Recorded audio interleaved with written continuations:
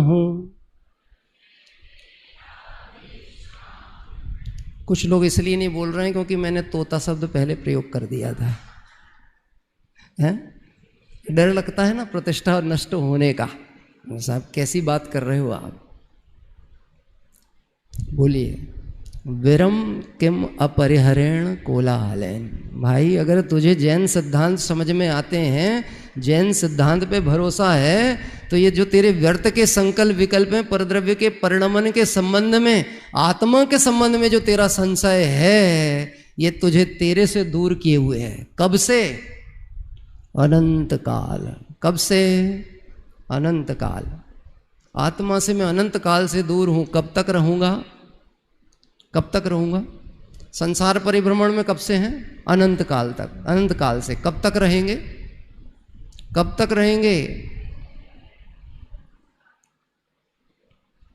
मेरी आवाज पीछे तक जा रही है? आ रही है? जो कूलर के पास बैठे हैं उन तक पहुंच रही कि नहीं पहुंच रही है? हाँ पहुंच रही पंडित जी। तो कूलर के पास क्यों बैठे आप जाके? हाँ, आपको पता है परद्रव्य के प्रति जो हमारी वासना पड़ी हुई, इस देह के प्रति वासना पड़ी हुई है, जो प्रश्न होता ना आत्मानुभूति क्यों नहीं हो रही, आत्मानुभूति क्यों नहीं? क्योंकि आत्मा लक्ष्य में लिया ही नहीं है। बोलो, हमारी इस देह के प्रति अनादि की वो अग्रहित मिथ्यात्व वाली धारणा कैसी है कि हम जब आके स्वाध्याय भवन में बैठते हैं और कदाचित मंदिर में स्वाध्याय भवन में प्रवेश करते समय बोलते तो निस्सही निस्सही निस्सही हैं, सर्व सांसारिक विकल्पों का, कार्यों का निषेध कहते हैं, लेकिन आके बैठते समय नजर ऊपर जाती है कि नहीं? ऊपर मतलब कहाँ? सिद्धालय में? हाँ, हम बच्चों की पाठशालाओं में भी पढ़ाते हैं ना। हम हैं तो वैसे ही बच्चों की पाठशाला के ही अभ्यर्थी हैं, उन्हीं के पढ़ाने वाले हैं। तो उसमें एक कविता आपने सुनी होगी, ऊपर पंखा चलता है नीचे बच्चा सोता है। ये बच्चा और कोई नहीं है, ये मिथ्या दृष्टि ही है। जो उस वासना, उस देह के साथ एक, ये सारी चर्चाएं उस मूढ़ अज्ञानी जनों की मान्यताओं में उल्लिखित हैं, जो चर्चा में अपन ने दोपहर के सत्र में करने का प्रयास किया था। देह के प्रति, देह की उत्पत्ति में आत्मा की उत्पत्ति मानता है, देह के नाश में आत्मा का नाश मानता है। कभी विचार करता है मैं कौन हूं, मेरा क्या स्वरूप है? आचार्य देव कहते इसका विचार करने के लिए जरा शांत हो। कैसे शांत हो? बोले साहब अब तो हम बहुत धर्म से जुड़ गए हैं, अब तो हम रोज मंदिर जाने लगे हैं, अब तो हम रोज स्वाध्याय भी करने लगे हैं। उन जीवों को ये बात कही जा रही है। किनको? जो रोज मंदिर आने लगे हैं, जो रोज स्वाध्याय करने लगे हैं। मुझे तो एक टोडरमल जी साहब का ये जो कथन है ना, एक कथन को जब तक हम अपने से नहीं जोड़ते हैं तो हमें लगता ही नहीं है कि टोडरमल जी साहब के अंतः में हमारी दशा तो देखकर कैसी वेदना हुई थी। कौन सा कथन?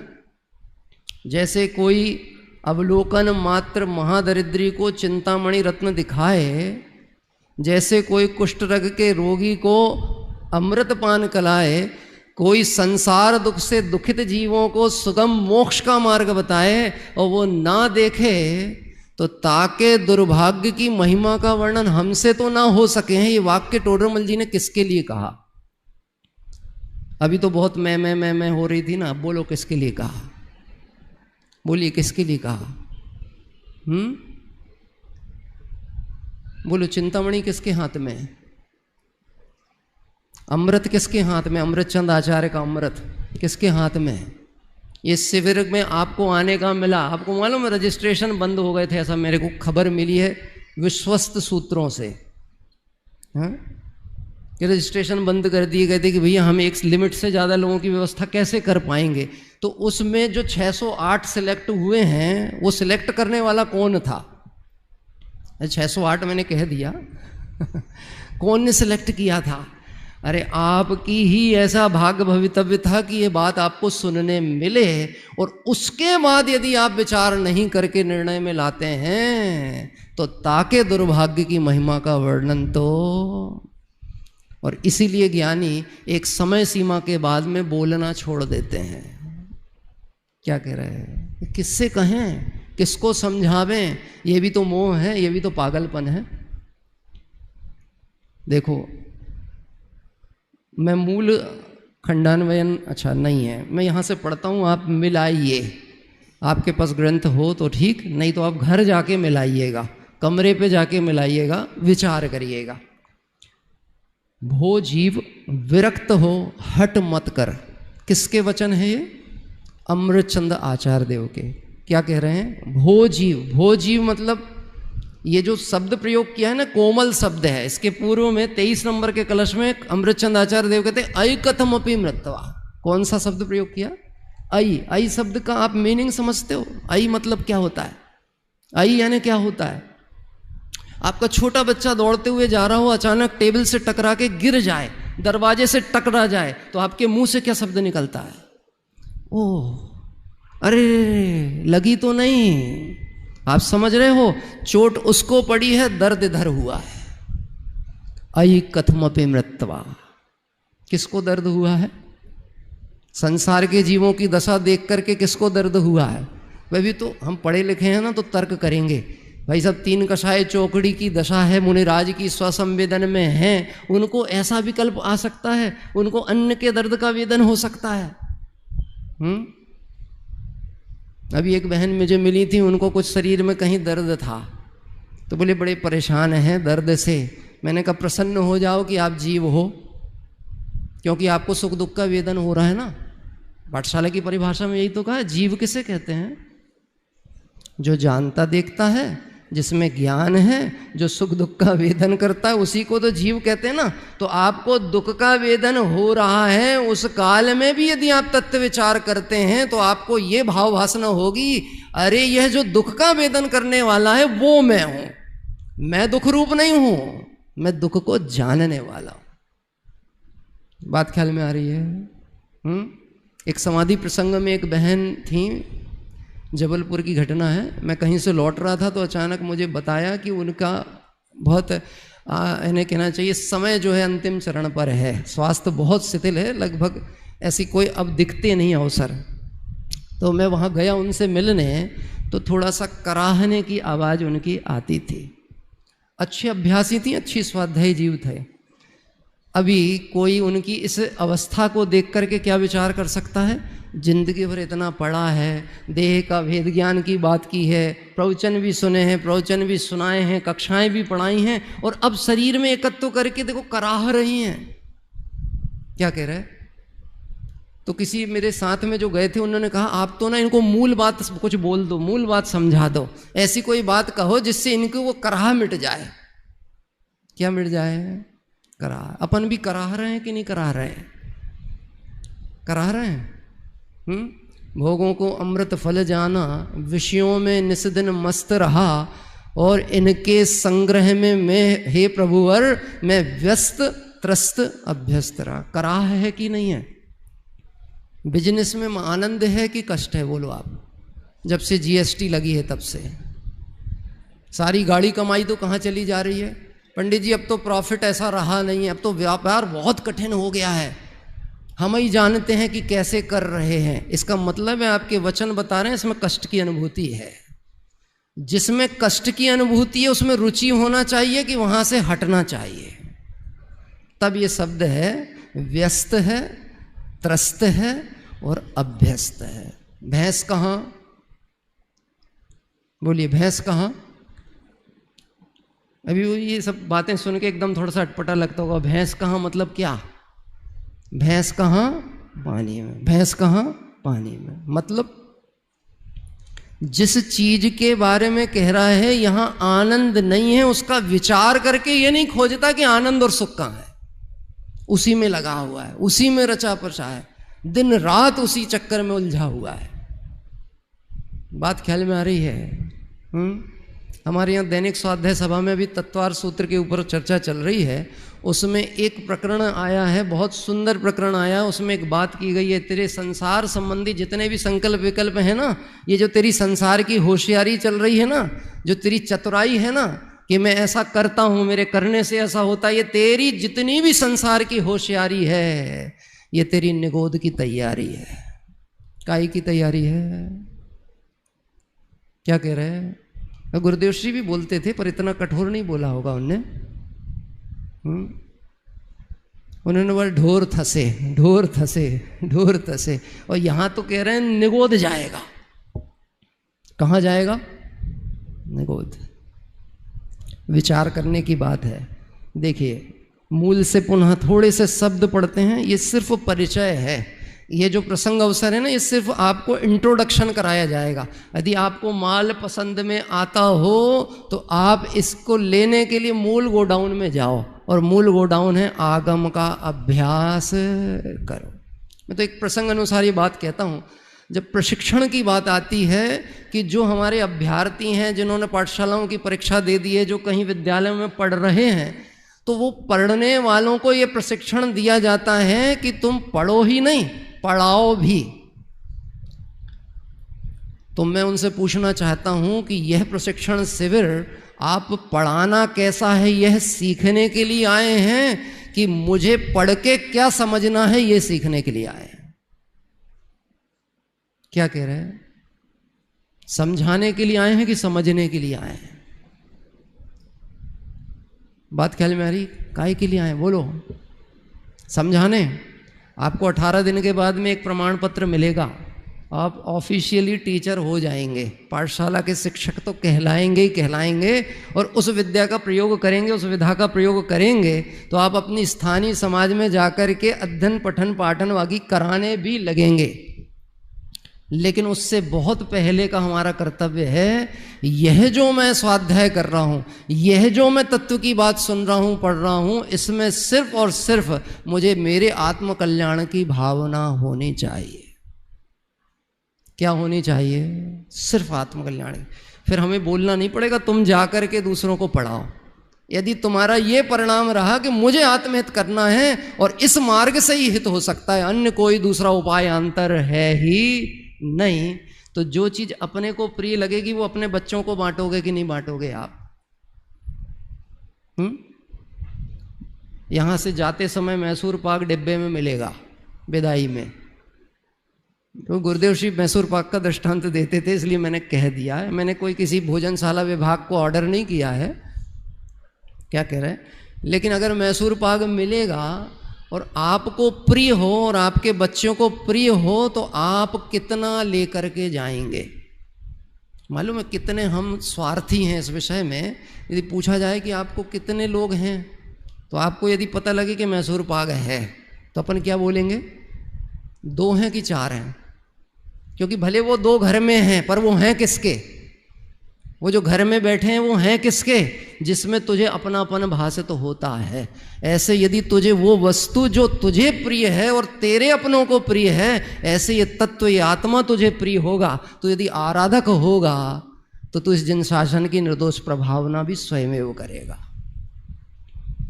क्या कह रहे हैं? प्रशिक्षक बन पाओ नहीं बन पाओ ऐसा तो नहीं कहेंगे, अवश्य प्रशिक्षण शिविर में प्रशिक्षक बनना, पर उससे पहले अध्येता बनना, व्याख्याता बनना, आराधक बनना। और इस आराधना को सफल करने के लिए आचार्य अमृतचंद स्वामी कहते हैं, भैया 6 महीने का समय निकालो। कितना टाइम? कितना टाइम? बनारसी दास जी ने नाटक समय सार में जब इस कलश के ऊपर दोहा लिखा, पद रचना की, तो उन्होंने पद रचना में लिखा, भैया जगवासी तू उदासी हो जगत सो, 6 महीनों उपदेश मेरो मान ले। वहां से तो बात आ रही कि शिविर छोटा लगाओ, और यहां पे कह रहे 6 महीने मान। क्या कह रहे? तो उसका स्वरूप समझना, 6 महीने मानने का मतलब क्या है। गुरुदेव श्री के प्रवचनों में दादा ने जब अनुशीलन लिखा तो उसमें ये बात का उल्लेख किया है। यहाँ 6 महीने का मतलब कोई समय अवधि की बात नहीं की गई है, परंतु ये कहा है जिसकी तू लगन लगा रहा है, जिसे तू प्राप्त करना है, उसे प्राप्त किए बिना पीछे हटना नहीं। अब वो काम अंतर्मुहूर्त में भी हो सकता है, और वह काम अधिक से अधिक यदि तेरी रुचि लगी रही, अधिक से अधिक तेरा दृढ़ संकल्प रहा, तो 6 महीने में तो हम गारंटी दे रहे हैं कि हो ही जाएगा। कौन गारंटी दे रहे हैं? प्रामाणिक आचार्य गारंटी दे रहे हैं। कितना समय देना है? 6 महीने। कितने समय में से देना है? अनंत काल में से। कितने काल में से? कितने समय में से? 6 महीने की अवधि तो समझ में आ गई, लेकिन वो 6 महीने निकालना कितने समय में से है? अनंत काल तो बीत चुका है। और आगे का भी जो काल है वो कितना बाकी है, बोलिए कितना बाकी है? हाथ उठाइए जिनका अनंत काल अभी बाकी है, संसार में अनंत काल जिनका बाकी है वो हाथ उठाइए। कोई हाथ नहीं उठा रहा है, जैसे इसी भव से मोक्ष प्राप्त करने वाले हैं। क्या हमारे पास बहुत तर्क बैठे हुए दिमाग में, बोले साहब ये पंचम काल है, इसमें तो मुक्ति के योग्य पुरुषार्थ कहाँ कहा गया है, इस काल में तो मुक्ति नहीं हो सकती है। बोलो आप, ये बात बैठी है कि नहीं बहुत अच्छे से मजबूती के साथ में, इस काल में तो मुक्ति नहीं हो सकती है। तो मुक्ति नहीं हो सकती तो मुक्ति के योग्य पुरुषार्थ भी नहीं हो सकता, भावना भी नहीं हो सकती है। बोलो पहले द्रव्य मोक्ष होता है कि पहले भाव मोक्ष होता है? पहले दृष्टि मोक्ष होगा कि फिर द्रव्य मोक्ष होगा? पहले क्या होता है? पहले क्या होता है? अरे पहले स्वीकृति होती है, पहले तय होता है और तय अनुसार फिर कार्य होता है। पहले स्वीकृति तो होए, उसके लिए 6 महीने का समय आचार्य देव कह रहे हैं कि भैया जगवासी तू उदासी हो जगत सो, 1-6 महीनों उपदेश मेरो मान रे। मानेंगे कि नहीं मानेंगे? किसकी मानेंगे? आचार्यों की मानेंगे कि नहीं मानेंगे? गजब की बात है, हम भगवान को तो मानते हैं पर भगवान की नहीं। ऐसा पवैया जी साहब ने शांति विधान में जयमाला में लाइन डाली है, क्या कह रहे? चैतन्य शक्ति के स्वामी ध्रुव ज्ञायक ज्ञाता ज्ञानी श्री महावीर स्वामी की तुमने न एक भी मानी। किसने नहीं मानी? महावीर को मानने वालों ने महावीर की नहीं मानी और मन मानी की, और आत्मा को ना जान के आत्मा के स्वरूप के लिए क्या क्या नहीं बका। जो दोपहर की बात थी ना, बकते रहते हैं बकते रहते, तो क्या क्या नहीं बका, क्या उसका स्वरूप निर्धारित किया?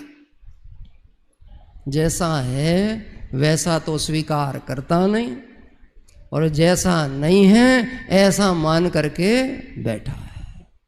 6 महीने का समय है, उस 6 महीने के समय में प्रथम कर्तव्य है आगम अभ्यास में प्रवर्तन करो।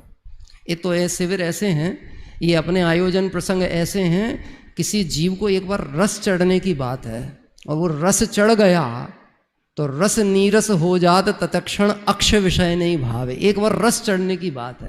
एक दृष्टांत से इस बात को समझें, विषय को फिर अपन समेटने का भाव करते हैं। एक करोड़पति सेठ की सेठानी है, उसके यहाँ काम करने एक नौकरानी आती है। वो अपने बच्चे को साथ में रोज लेकर के आती है। बच्चा वहीं खेलता रहता है, नौकरानी अपना काम करती है। एक दिन वो बच्चा रोने लगा। तो बच्चे हैं तो रो सकते हैं, कोई बड़ी बात नहीं। बच्चा रो रहा है, सेठानी ने थोड़ी देर इंतजार के बाद बोला कि देखो तेरा बच्चा क्यों रो रहा, जरा पता तो कर क्या बात है। तो वो कहती कोई बात नहीं, बच्चों की तो आदत होती, छोटी छोटी बात पे रोते हैं। नहीं नहीं देख उसको भूख तो नहीं लगी कहीं। सेठानी ने कहा भूख तो नहीं लगी, एक काम कर, वो जो फ्रीज है ना, फ्रीज में दूध रखा है, थोड़ा सा दूध उसको बच्चे को पिला दे, भूख लगी होगी तो शांति हो जाएगी। चूंकि नौकरानी को पता है यह सेठानी के घर है, मैं यहाँ नौकर हूँ, अधिकारी नहीं हूँ, तो वो दूध कितना लेगी बोलने के बाद भी? कितना लेगी? थोड़ा ही सा लेगी ना, अधिकार नहीं है। थोड़ा दूध लिया और उसने बच्चे को जैसे ही पिलाया तो बच्चा जिस स्पीड में और जिस साउंड लेवल पे रो रहा था उससे ज़्यादा तेज रोने लगा। आप कारण बता सकते हैं क्यों? हाँ बोलिए क्यों? अरे दूध पिला दिए ना, अब काहे के लिए रो रहा? हाँ बोलिए, अब काहे के लिए रो रहा है? अगर आपको ये बात समझ में आ जाएगी ना कि वो क्यों रो रहा है, तो आपको समझ में आ जाएगी आचार्य देव ने हमें क्या दे करके गए हैं। क्या वो पहले तो भूख के लिए रो रहा था और अब इसलिए रो रहा है कि तुमने मुझे जो चखा दिया अब इसके बिना मैं रह सकता नहीं। उसने आज तक दूध क्या है ये जाना ही नहीं था, क्योंकि जिस गली में वो रहता था वहाँ ओरिजिनल दूध आता ही नहीं था, वहाँ दूध के नाम पे पानी बिकता था।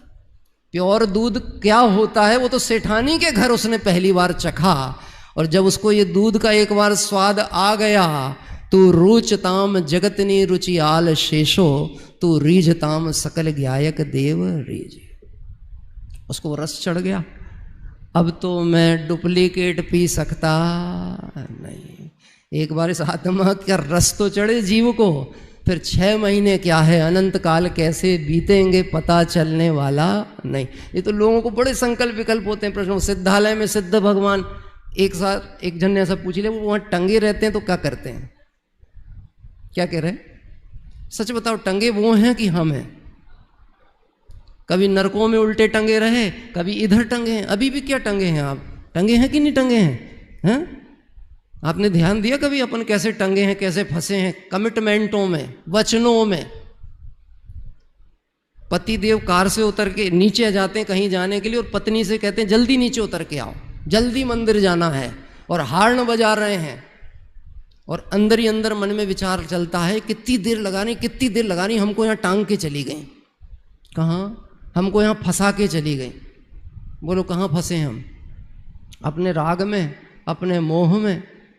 आचार्य देव कहते हैं इस आत्मा के स्वरूप को समझने के लिए थोड़ा समय निकाल। समय नहीं निकालेगा तो समय सार भी हाथ से जाएगा और समय रूप आत्मा भी जाएगा। 6 महीने का समय है। आत्मानुभूति होवे तो अंतर मुहूर्त में केवल ज्ञान हो जावे। इसलिए यहाँ 6 महीने को जो अवधि कही गई है वो सिर्फ लगन और अभ्यास की तरफ से बात की है। उसका मतलब ये नहीं है कि आत्मानुभव के लिए पढ़ते रहना। 30 नंबर के कलश में आचार्य अमृतचंद स्वामी ने इसको स्पष्ट किया है।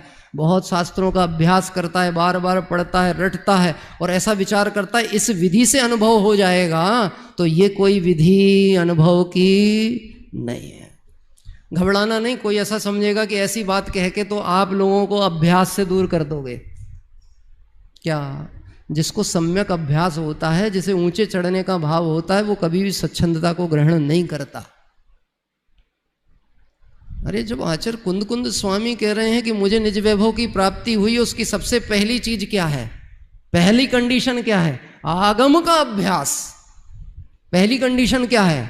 आगम अभ्यास। तो उनको आगम अभ्यास पहली शर्त रही, और उससे माध्यम से प्रारंभ हुआ, तो हमें और आपको कैसे होगा? पर वहां पे अभ्यास कहा है, अध्ययन नहीं कहा है, ये ध्यान रखना। क्या शब्द प्रयोग किया है? समय है 2-3 मिनट में विराम कर रहे हैं। क्या कह रहे हैं? अध्ययन नहीं कहा। 6 ढाला में भी दौलत राम जी ने ताते जिनवर कथित तत्व अभ्यास करिए, अध्ययन नहीं कहा। इसीलिए तो आपको इस प्रशिक्षण शिविर में अभ्यास कराया जाता है। क्या कराया जाता? जो आपको वहाँ पढ़ाया गया है, जो होमवर्क आपको दिया गया है, उसकी अभ्यास कक्षाएं क्यों चलती हैं? और उतने ही से काम नहीं होने वाला है, आपको इसके अतिरिक्त भी अभ्यास करना पड़ेगा। एक बच्चा आके मेरे से बोला, इतना कठिन है यदि टीचर बनना तो हमको नहीं बनना। क्या कह रहे हैं? तो मैंने कहा फिर एक काम करो, सरल उपाय बताते हैं, अगर ये भी झंझट लग रही तो भगवान बन जाओ। क्या बन जाओ भाई? सरल उपाय और क्या है? तो कुछ नहीं करना धरना पड़ेगा। एक करने धरने का जो विकल्प है, तुझे आकुलता उत्पन्न कर रहा है ना, उसमें भी तू पहले निर्णय तो कर, करने योग्य क्या है और त्यागने योग्य क्या है। देखिए अंतिम वाक्य यहां पर पढ़ करके विराम करते हैं। मैं सिर्फ पढ़ देता हूं, आप सुन करके विचार करना। हे जीव, विरक्त हो, हट मत कर। मिथ्यात्व रूप कर्म बंध को करते ऐसे जो झूठे विकल्प हैं, उनसे क्या? उसका विवरण। कोई मिथ्या दृष्टि जीव शरीर को जीव कहता है, कोई मिथ्या दृष्टि जीव 8 कर्मों को जीव कहता है, कोई मिथ्या दृष्टि जीव रागादि सूक्ष्म अध्यवसाय को जीव कहता है, और इत्यादि रूप से नाना प्रकार के बहुत विकल्प करता कोई जीव। ये कोई जीव कौन है? जब भी बात आती है हमारी दृष्टि दूसरे पर जाती है। इनकी बात चल रही, इनकी बात चल रही, इनकी बात चल रही। अपनी बात कब आएगी? अपनी बात कब आएगी? जिस क्षण ऐसा लगने लगता है ना कि ये बात मेरी चल रही है, तो आपकी दृष्टि वक्ता से हट ही नहीं सकती है। क्या कह रहे हैं? अगर नज़र आपकी मिल गई तो आपके नज़ारे बदल जाएंगे। वक्ता से ही नहीं, वक्तव्य और वक्तव्य में आए भावों से भी जुड़ान की आवश्यकता है। देखिए, वो जीव उन समस्त ही विकल्प को छोड़, क्योंकि वह झूठे हैं। यद्यपि इसमें बहुत विचार कर सकते हैं, बहुत प्रकरण पे चर्चा हो सकती है। वो सारे विकल्प तेरे झूठे हैं, जो तू करता चला आ रहा है। और नहीं तो थोड़ा सा विचार करके देख ले कि तुझे जिन जिन कार्यों को करने में, जहाँ सुख की तलाश करने में तू दौड़ लगा रहा, वहाँ तुझे सुख मिल रहा है कि नहीं। सुख प्राप्ति हेतु प्रयत्न करते सुख जाता, देखो कह तो रहा है लेकिन दौड़ कहाँ लगाता है? दौड़ कहाँ लगाता है? जहाँ सुख नहीं है वहीं प्राप्ति का प्रयत्न करता है। रेत में से ही तेल निकालने की कोशिश करता है और कहता है रेत में तेल होता ही नहीं है। कछु सुध बुध ना ही रही रहे, मिथ्या मत छाए गई है। इसलिए वो सब विकल्प झूठे हैं। एकाग्र रूप होता हुआ शुद्ध चिदमात्र चिद्रूप मात्र स्वसंवेदन प्रत्यक्ष से अनुभव कर। जो वस्तु तेरी है उसे प्राप्त करने के लिए परावलंबन की तो जरूरत नहीं है, पर पे लक्ष्य ले जाने की जरूरत नहीं है। आत्मा हमसे कितनी दूर है जिसकी अनुभूति करना है। आपने कभी आत्मा देखा है कि नहीं देखा? आत्मा देखी कि नहीं देखी? मालूम है? जिसे आत्मा का स्वरूप नहीं मालूम है उसके लिए आत्मा एक भूत से कम नहीं है। उसके लिए आत्मा एक भयावह वस्तु है। क्या बच्चे होते हैं ना, बाहर नहीं जाना, बाबा घूम रहा है, उसके लिए वो बाबा मतलब कौन है? वही आत्मा है। क्या कह रहे? आत्माएं भटक रही हैं। आचार्य देव ने इसके लिए भी कहा, ये जितने मिथ्या दृष्टि जीव हैं ना, जो स्वरूप से अनभिज्ञ हैं और देहादि में एकत्व बुद्धि हैं, ये सब भटकती हुई आत्माएं हैं। कौन है ये भटकती हुई आत्माएं हैं? 4 गति 84 लाख योनियों में कौन भटक रहा? इस देह से उस देह, यहां से वहां छुपता फिर रहा कौन है? ये भटकते हुए भूत, ये भटकती हुई आत्माएं। काश उसे अपना स्वरूप पता लगे तो भटकना बंद हो जाए। अंतिम कहते हैं, ऐसा विपरीतपना जिस प्रकार छूटे उसी प्रकार छोड़कर बार बार बहुत क्या कहें। बस मानो आचार्य देव अब उस बोलने के विकल्प के, उस उपदेश के विकल्प के, उस करुणा रागांश को भी छोड़कर स्वभाव से भिन्न प्रतीति में लेते हुए अब वहां से विराम ले रहे। अकेले उनने हमें प्रेरणा नहीं दी थी विराम लेने की, उनने स्वयं ही विराम ले लिया। बार बार क्या कहें, ऐसा अनुभव करने पर स्वरूप की प्राप्ति होती है। ऐसा कहते हैं कि सरोवर भी तू, कमल भी तू, मधुकर भी तू, और अगर तू सरोवर भी है, कमल भी तू है, मधुकर यानी भौरा भी तू है, तो उसके रस का आस्वाद तू ले सकता है कि नहीं ले सकता है? अपने घर की बात है, अपने घर का आनंद हम ले सकते हैं कि नहीं ले सकते? विशाल भाई, मैं आपके घर आऊं और मुझे भूख लगी हो और सामने बर्तनियों में रखा है सारा नाश्ता पानी, मैं उसको लाभ ले सकता हूं कि नहीं? घर आपका है, लेकिन मेरा घर हो तो मुझे आपसे पूछने की जरूरत है? तो अपने घर की बात है कि नहीं है? तो अपने घर की बात का आनंद हम ले सकते हैं। ये आत्मा की बात चल रही, तू स्वयं आत्मा। आचार्य देव कहते उसका एक बार अवलोकन तो कर, देख तो, देखे ताको देखिए, जाने ताको जान, और जो तो को सुख चाहिए तो ताको पहचान। ऐसा वह जीव द्रव्य, ऐसे वह आत्मावलोकन की प्रेरणा देने वाली यह सुंदर कलश, और इस कलश के माध्यम से आप और हम सब कुछ समय अपने लिए निकालें, कुछ समय अपने परिचय के लिए निकालें। हमें ऐसा लगता है हमारा अन्य लोगों से जितना परिचय होता जा रहा है ना, कई बार हमारे साथ एक प्रसंग होता है, लोग आके मिल लेते हैं। अभी एक भाई आके मिले जिनके घर में 10 दिन रहकर खा पी के अच्छे से आया था 10 साल पहले, यहीं अहमदाबाद में। वो आके मिले, बोले पंडित जी जय जिनेंद्र, पहचाने की नहीं। तो मैंने कहा आपको देखा तो है कहीं? बोलो उन पे क्या बीती होगी, हैं? आपको देखा तो है कहीं? बोलो। फिर मैंने कहा आप अपना परिचय दो। तो बोले भाई साहब आप मेरे घर 10 दिन रुक के गए हैं। ओह, मुझे तो इन बातों की खबर ही नहीं थी, मुझे ध्यान आया, अच्छा हाँ हाँ मैं आपके यहाँ रुका था। ये परिचय कभी तो काम आएगा ना मेरा, क्यों विशाल भाई? हैं, आप लोगों से परिचय मेरा कभी तो काम आएगा। आचार्य देव कह रहे हैं दुनिया के परिचय से तेरा कुछ होने वाला नहीं है, तेरा अपने से परिचय हो जाए तो तेरा काम ही हो जाएगा। तू अन्य के परिचय में कभी काम आएगा, इस विकल्प में परिचय बढ़ाता है, और जिसके परिचय से तेरा काम हो उसके लिए समय नहीं निकालता, ये बहुत खेद की बात है। इसलिए अवसर पा करके हमें एक प्रतिज्ञा लेनी है, जो मेरे पिताजी दिलवाते थे वह प्रतिज्ञा मैं दिलवाता ही हूँ, और जिसे नहीं लेनी है वो हाथ खड़े कर दीजिए। यही पैटर्न था उनका, वो यही बोलते थे क्या जिन्हें प्रतिज्ञा नहीं लेनी वो हाथ खड़े कर दी। तो लोग कहते थे पहले प्रतिज्ञा तो बताओ, लेने लायक है तो लेंगे, नहीं लेने लायक है तो नहीं लेंगे। तो वो कहते थे ये प्रतिज्ञा ऐसी प्रतिज्ञा है जिसके लेने से अवश्य ही तेरा भला होगा, इसमें तेरा नुकसान है ही नहीं। मैं प्रतिज्ञा बोलता हूं, आप दोहराइएगा। मुझे इस पर्याय में मेरे आत्मा का कल्याण करना ही है। मेरे आत्मा का बोलना है, आपने आत्मा का करवा दिया कल्याण। मुझे इस पर्याय में मेरे आत्मा का कल्याण करना ही है।